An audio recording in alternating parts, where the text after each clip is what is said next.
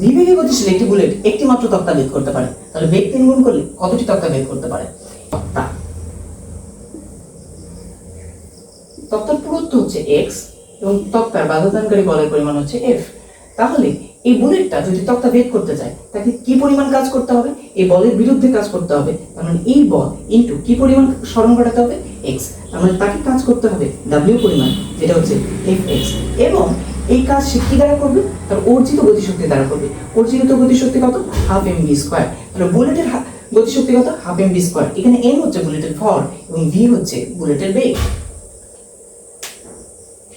এবং আমরা কাজ শক্তি উপপাদ্য থেকে জানি বস্তুর উপর প্রযুক্ত বল দ্বারা কৃত কাজ এর গতিশক্তির পরিবর্তনের সমান। তাহলে দেখো হাফ mv স্কয়ার মাইনাস, এবং যেহেতু যখন ভেদ করা শেষ হবে তখন তার বেগ হয়ে যাবে 0, তার মানে হাফ m ইন্টু 0 স্কয়ার, তার মানে এটা 0 হয়ে যাবে, তার মানে -0 মানে কিছুই না, মানে কৃত কাজ হবে w সমান হাফ mv স্কয়ার। তো w সমান fx সমান হাফ mv স্কয়ার।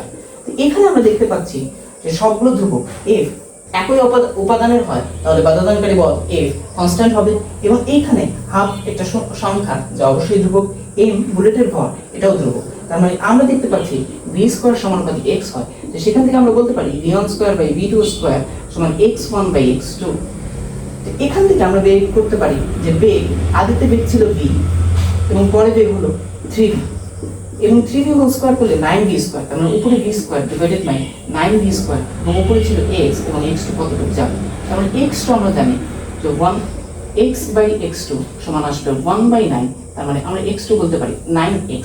তার মানে আমরা দেখতে পাচ্ছি বেগ যখন 3 গুণ করা হয় তাহলে সরণের পরিমাণ 9 গুণ হয়ে যায়। তার মানে বেগ 3 গুণ করা হলে মোট কতটি তক্তা ভেদ করতে পারে?